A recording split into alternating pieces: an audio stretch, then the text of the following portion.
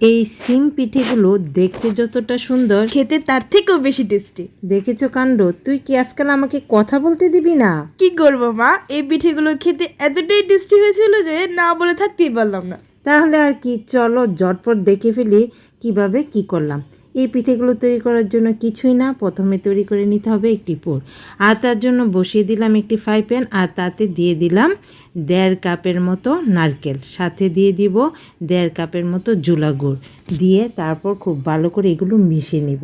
যেহেতু আমার নারকেলটা ডিপ ফ্রিজে ছিল তাই একটু চেপে আছে, কোনো সমস্যা নেই। সুন্দর করে যখন আগুনের তাপ পাবে তখন এটা সম্পূর্ণটা খুলে যাবে। তো দেখতে পাচ্ছ আমি অনবরত চেষ্টা করে যাচ্ছি সম্পূর্ণটা ভেঙে দেওয়ার জন্য এবং সব কিছু খুব ভালো করে মিশিয়ে দেওয়ার জন্য। তো সম্পূর্ণটা ভেঙে সব কিছু খুব ভালো করে মিশিয়ে তারপর খুব ভালো করে জাল করে নিতে হবে। খুব ভালো করে পাকটা তুলিয়ে নিতে হবে, তাহলেই কিন্তু পিঠেটা খেতে বেশি ভালো লাগবে। কারণ পুর যত টেস্টি হয় পিঠে কিন্তু ততটাই টেস্টি হয়। তো দেখো আরেকটু মিষ্টি করার জন্য আমি এখানে আরেকটু দিয়ে দিলাম গুড়। আর গুড় বা মিষ্টি অবশ্যই তোমরা তোমাদের চয়েস অনুযায়ী বাড়িয়ে বা কমিয়ে দিতে পারো। তো এবার ভালো করে আবারও সব কিছু মিশিয়ে দিলাম, মিশিয়ে আবারও ভালো করে পাক করে নিব। আর তারপর এখানে এই পুরের স্বাদটা বাড়ানোর জন্য এখানে দিয়ে দিলাম 1 প্যাকেট গুঁড়ো দুধ। গুঁড়ো দুধটা দিলে খেতে খুবই খুবই টেস্টি হয়, অবশ্যই এটা দেওয়ার চেষ্টা করবে। তো দেখো গুঁড়ো দুধটাকেও খুব ভালো করে মিশিয়ে দিলাম, মিশিয়ে আবারও সব কিছু খুব ভালো করে পাক করে নিব। আর এই পাকটা যতটা সুন্দর হবে ততটাই খেতে ভালো হবে। খুব বেশি আঠালো করে ফেলো না, তাহলে কিন্তু আবার অনেক টাইট হয়ে যাবে, খেতে স্বাদ লাগবে না। তো সেই জন্য পাকটাকে খুব যত্ন করে একটু সময় নিয়ে তারপর ভালো করে করতে হবে। তো দেখতে পাচ্ছ আমি অনবরত নেড়েচেড়ে খুব ভালো করে করে নিচ্ছি। এইভাবে সুন্দর করে করে নিবে, তাহলেই পিঠেটা অনেক বেশি টেস্টি হবে। এই পিঠাটা তৈরি করতে সহজ কিন্তু খেতে অসম্ভব টেস্টি হয়।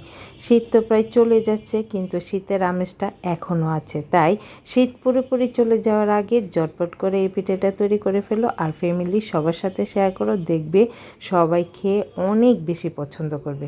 তো দেখো তোমাদের সাথে কথা বলতে বলতে কিন্তু আমার পুরটা রেডি হয়ে গেছে। এবার পুরটা আমি চুলা থেকে নামিয়ে রাখবো আর একটু ঠান্ডা করে নেব। এটা ঠান্ডা হতে থাক, ততক্ষণ আমরা কিন্তু একটা ডো তৈরি করে নেব। আর সেই জন্য চুলায় বসিয়ে দিলাম অন্য একটি ফ্রাই প্যান, আর তাতে দিয়ে দিব এমন একটি উপাদান যেটা কিন্তু এখন বাজারে পাওয়া যাবে না, কিন্তু আমি আগেই সুন্দর করে কালেক্ট করে ডিপ ফ্রিজে রেখেছিলাম। ডিপ ফ্রিজ থেকে বের করে এখন আমি তৈরি করে নিব। ডিপ ফ্রিজে রাখার কারণে কিন্তু স্বাদটা একটুও কমেনি, পুরোপুরি আগে স্বাদই আসছে। আর সেটা কি বুঝতে পারছো, সেটা হচ্ছে তাল। এখানে আমি দিয়ে দিলাম 1 কাপ তাল আর সাথে 1 কাপ পানি। এই পানি আর তাল দিয়ে এখানে দিয়ে দিলাম পরিমাণ মতো লবণ। লবণটাও দিয়ে খুব ভালো করে মিশিয়ে নিব। তার আগে দিয়ে দিচ্ছি সামান্য একটু ফুড কালার, কালারটা যেন সুন্দর আসে। এটা অপশনাল, তোমরা চাইলে দিতে পারো অথবা নাও দিতে পারো। তো এবার সবগুলো উপাদান প্রথমে খুব ভালো করে মিশিয়ে নিব আর তারপর চুলার আঁচটা হাই করে দিয়ে খুব ভালো করে জাল করে নিব।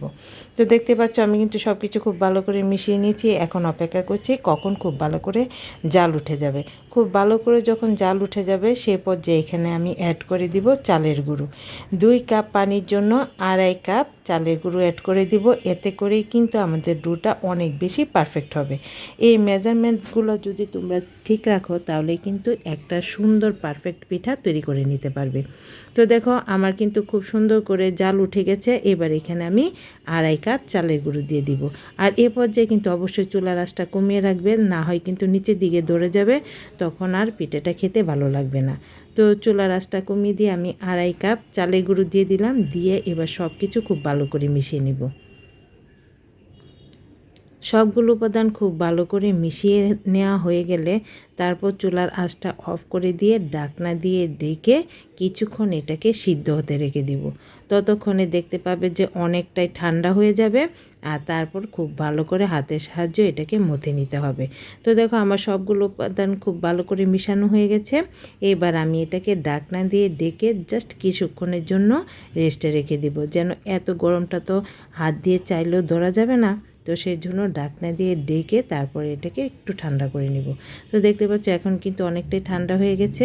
তো সুতরাং আমি হাত দিয়ে এবার খুব ভালো করে এটাকে মথে নিব, একদম মসৃণ করে মথে নিতে হবে, তাহলেই কিন্তু পিঠাটা খুব সুন্দর হবে।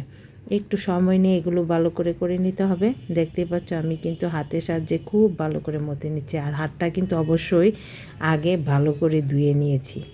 তো দেখো এইভাবে ভালো করে একটা মসৃণ ডো তৈরি করে নিবে, আর তারপর ডোটাকে ঢাকনা দিয়ে ডেকে বাকি পিঠেগুলো তৈরি করে নিতে হবে। যতটুকু পিঠে তৈরি করবে ততটুকুই ডো নিবে, নিয়ে বাকি ডোটা ঢাকনা দিয়ে ডেকে দিবে, তাহলে কিন্তু আর ওইটা শক্ত হবে না, নাহলে ওইটা উপরের দিকে অনেকটা শক্ত হয়ে যাবে, তো পরে তৈরি করতে তোমাদের কষ্ট হয়ে যাবে। সেজন্য দেখতেই পাচ্ছ আমি অনেকটাই ডো তৈরি করে নিয়েছি।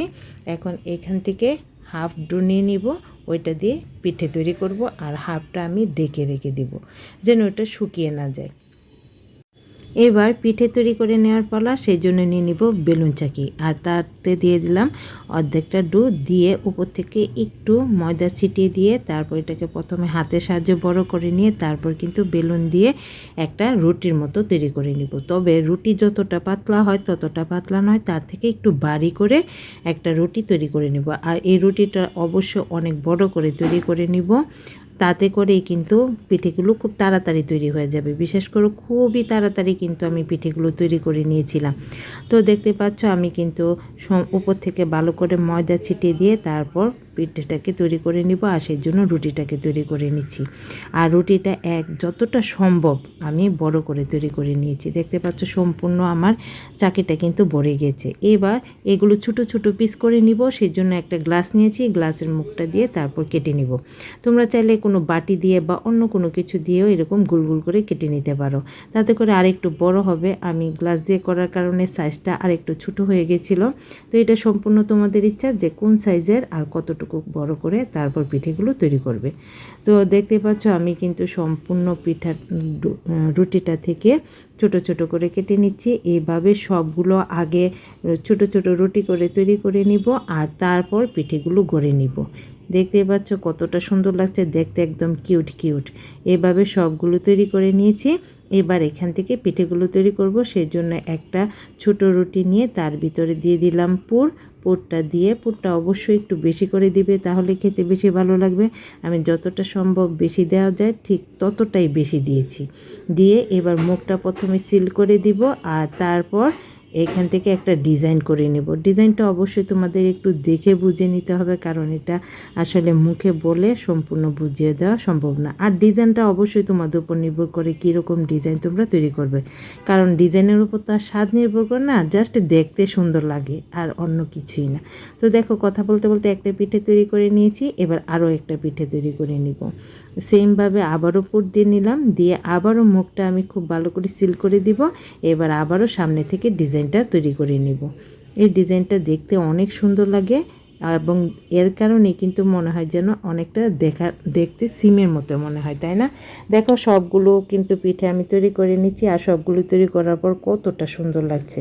এবার আমি পিঠেগুলো ভেজে নিব, সেই জন্য চুলায় চলে গেলাম, আর চুলায় একটি প্যান বসিয়ে দিয়ে তাতে পরিমাণ মতো তেল গরম করে নিব। তেলটা গরম হয়ে গেলে তারপর এক এক করে পিঠেগুলো দিয়ে দিব। আর এই অবস্থায় কিন্তু চুলার আঁচটা মিডিয়ামে রাখতে হবে, তাহলে পিঠেগুলো সুন্দর করে ভাজতে পারবে। আর নতুবা হাইয়ে রাখলে দেওয়ার সাথে সাথে লাল হয়ে যাবে, তখন কিন্তু খেতে ততটাও ভালো লাগবে না। তো দেখতে পাচ্ছ আমি অনবরত নেড়ে চেড়ে পিঠেগুলো ভেজে নিচ্ছি। এক পাশ লাল হয়ে গেলে অপর পাশটা পাল্টে দিব, তারপর অপর পাশটাকেও হালকা ব্রাউন করে ভেজে নিব। বেশি লাল করে ভাজতে দিও না, তাহলে শক্ত হয়ে যাবে। তো সেই জন্য হালকা ব্রাউন করে ভেজে নিতে হবে। আমি কিন্তু আমার দুই পাশে সুন্দর করে হালকা ব্রাউন করে ভাজা হয়ে গেছে। এবার পিঠেগুলো নামিয়ে রাখবো। দেখতে পাচ্ছ কতটা সুন্দর।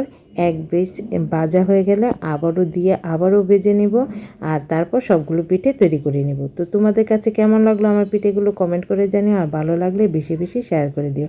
আমার চ্যানেলটাকে সাবস্ক্রাইব আর পেজটাকে ফলো করে দেওয়ার জন্য খুব বেশি অনুরোধ রইল। সবাই ভালো থেকো, টাটা।